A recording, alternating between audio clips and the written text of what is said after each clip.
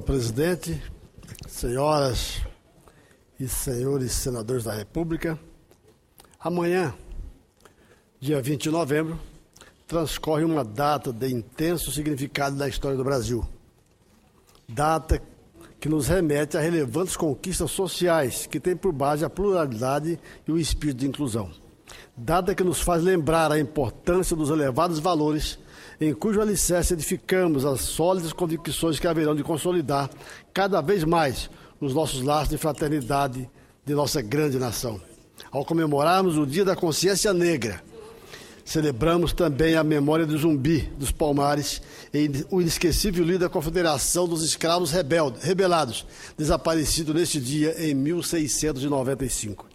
Seu exemplo de luta faz com que jamais esqueçamos um dos maiores crimes perpetrados contra a humanidade, a escravidão que nos deixou amargo legado de dor física e sofrimento moral, até hoje, lamentavelmente, ainda representado pela desigualdade nas condições básicas de vida e de desenvolvimento econômico dos afro-brasileiros. Se, de um lado, há muito a comemorar pelo processo de conscientização da sociedade e pelo inegável êxito das políticas compensatórias, assim como pela crescente abertura de novas oportunidades a esses nossos irmãos antes tão discriminados. De outro lado, não devemos conter nossa indignação quando nos deparamos com estatísticas que ainda nos envergonham. Além do aspecto da frequente carência socioeconômica, crimes, mutilações e assassinatos violentos ainda se associam majoritariamente a essa parcela de nossa população. Segundo o IBGE, em 2010, no Brasil, 49.532 pessoas foram vitimadas de homicídio e 70,6% dessas vítimas eram negras. Desses, quase 50 mil assassinados, 53,5% eram jovens de 15 a 29 anos e 74,6% dos jovens assassinados eram negros também. Só na cidade de São Paulo, 624 jovens foram vítimas de homicídio em 2011. 57% dos jovens assassinados também eram negros. Número que atinge 71% dos casos de jovens mortos em confronto com a polícia. De acordo com o Instituto de Pesquisa Econômica Aplicada, em estudo divulgado no mês passado, tomando-se a população residente nos 226 municípios brasileiros, com mais de 100 mil habitantes, a chance de um adolescente negro ser vítima de homicídio é de 3,7% vezes maior que a comparação com os brancos. A possibilidade de um negro ser assassinado é 8 pontos percentuais maior, mesmo quando a comparação envolve indivíduos da mesma escolaridade e de nível socioeconômico semelhante. Além disso, os negros são mais agredidos do que os brancos, também por policiais. Entre os pesquisados que declararam ter sofrido agressão no ano anterior, 6,5% dos negros informaram que os agressores eram policiais ou seguranças privados. Entre os brancos, apenas 3,7% dos agredidos deram a mesma resposta. Conforme a pesquisa, aspas, um negro pilotando um automóvel caro é considerado suspeito por 21% dos PMs entrevistados. Apenas 2,6% declararam que considerariam suspeito um branco ao volante de um carrão. Veja, Vossa Excelência, como é discriminado o negro ainda em nosso país. Muito temos feito para recuperar e superar esse quadro. Porém, muito ainda há que se fazer, de modo a resgatar essa enorme dívida social. Ao tecer esses breves comentários, aproveito para homenagear alguns dos nossos mais ilustres afrodescendentes. E o faço, logicamente, por amostragem aleatória, uma vez que seria infindável citar expressivos números dessas figuras a quem o Brasil tanto deve, sem incorrer na injustiça de omissão. De Aleijadinho a Rui Barbosa, de Machado de Assis, Lima Barreto, Pixinguinha, Pelé, Mãe Menininha, são tão numerosas figuras que merecem aqui ser lembradas pelo que representam em nossa história, sem falar dos homens e mulheres que aqui nesse Congresso vêm contribuindo com suas grandes ideias para a construção de um Brasil melhor. Para não alongar-me, quero dizer aos senhores que esse quadro é um quadro que nós devemos tentar buscar uma superação definitiva e que a gente possa, todos nós, acabar de uma vez por todas esses resquícios da discriminação racial. E aqui também nós temos que congratular pelo princípio de respeito mútuo, movido pelos nossos profundo sentimento de união e de incondicional harmonia, e que indubitavelmente habita o coração de cada povo brasileiro. É necessário, senhor presidente, nós aqui alertarmos, para essa circunstância que nós vemos ainda a discriminação dos negros em nosso país. Cada época existe um tipo de discriminação. Ora de uma categoria, ora de outra. Mas os negros sempre estão na pauta, porque, na verdade, não é um processo só de discriminação brasileira, mas também de todos aqueles que, na verdade, não adquiriram ainda o senso de civilidade necessário para saber conviver com as minorias ou com os desiguais. Portanto, nós queremos aqui dizer que hoje, se nós temos desigualdade nesse país, quer econômica, social, educacional, intelectual, ainda predomina, ainda continua muito áspera, muito profunda essa discriminação ao afrodescendente. E nós temos que lutar, trabalhar pelo processo educacional, por todos os meios possíveis e desejáveis, para que possa, de uma vez por todas, eliminar esse tipo de discriminação na sociedade brasileira.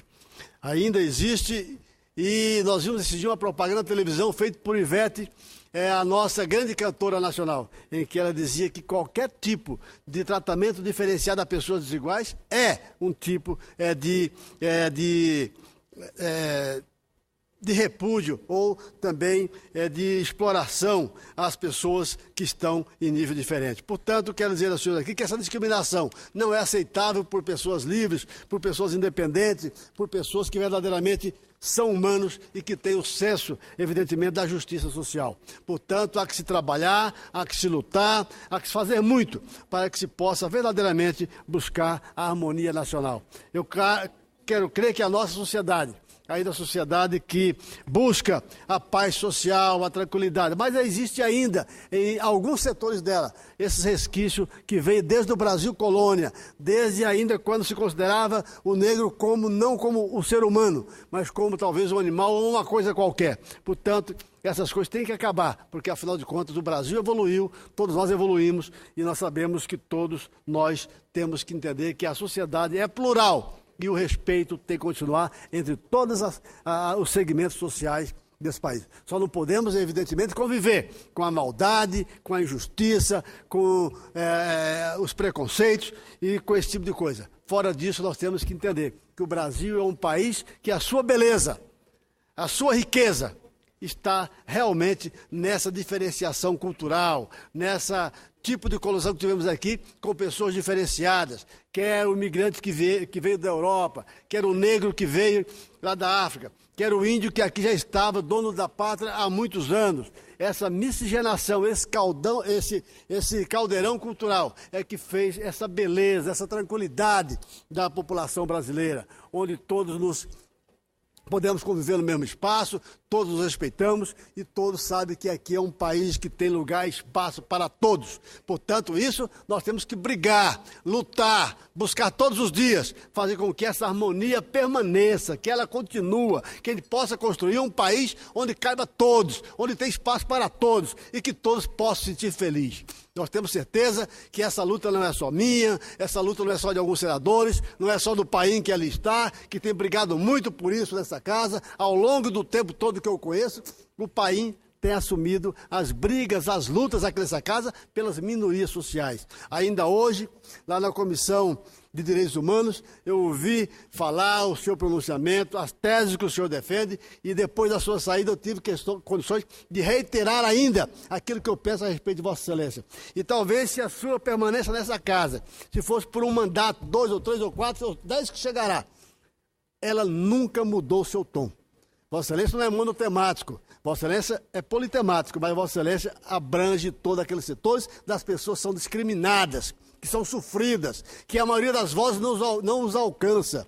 A sua voz alcança a todos eles. Portanto, aqui, tudo o que eu falar sobre discriminação é pouco ainda em relação a que Vossa Excelência tem feito por aqueles que, na verdade, mais sofrem nesse país. Portanto, em nome desses que são discriminados nesse país, em nome desses que amanhã, ou seja, que hoje comemora tantos anos de sofrimento nesse país, em nome de Zumbi dos Palmares, eu quero aqui deixar a Vossa Excelência essa homenagem pelo seu trabalho, pela sua consciência, pela sua luta, pela sua assertiva de saber escolher aqueles que mais precisam da voz dos representantes do povo. Portanto, senhor presidente, meu amigo Mozarildo Cavalcante, quero dizer a Vossa Excelência que todos nós temos que estar sempre perseverantes, lutando sempre para tentar buscar as condições para que todos possam permanecer em paz, inclusos nessa sociedade em que vivemos, nesse Brasil tão bonito. País rico, país feliz, de clima espetacular, país de riquezas abundantes, país de uma cultura espetacular, de um folclore lindo, um país culturalmente perfeito. Mas nós temos que diminuir essas distâncias que existem entre os dominados e os dominadores.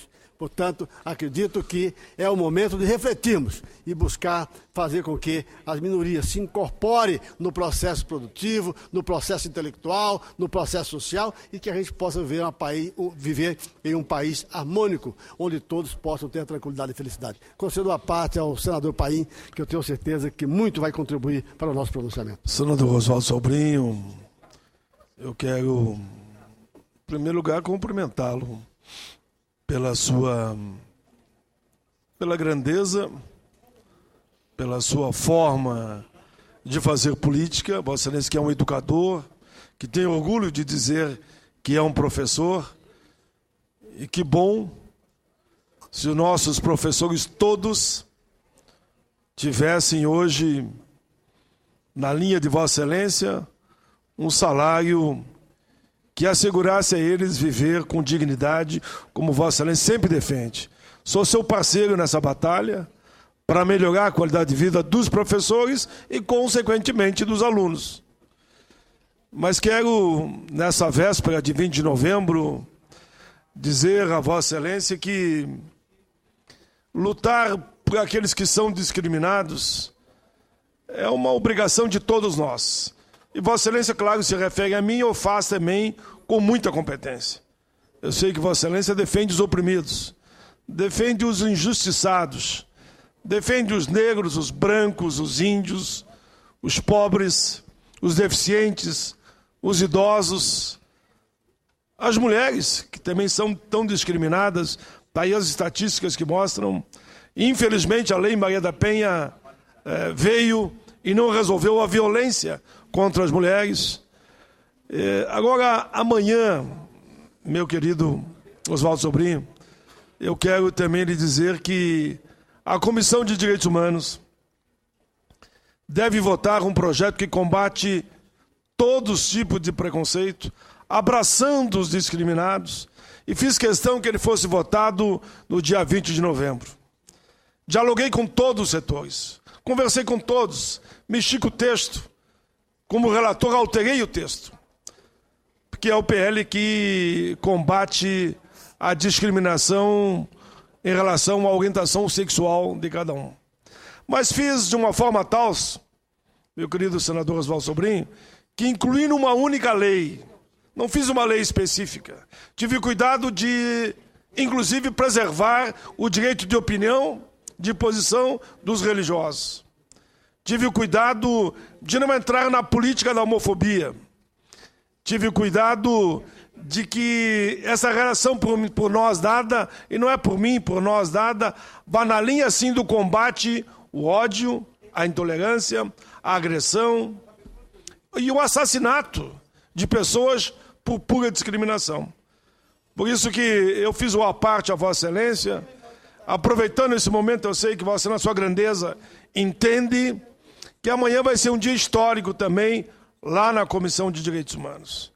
E eu espero que a gente consiga um entendimento, sem agressão, sem baixo nível, sem desaforo, sem estar um ofendendo o outro, mas que cada um coloque o seu ponto de vista. Eu lhe digo que estou com a alma leve, estou com o coração batendo, eu diria, bem forte, porque eu sei que esse projeto, ele persegue a justiça. Ele persegue. Não é que ele vai conseguir a justiça plena, mas ele vai na linha de querer justiça. E por isso, ao fazer essa parte, eu sei que estou falando para o Brasil sobre aquilo que vou relatar amanhã.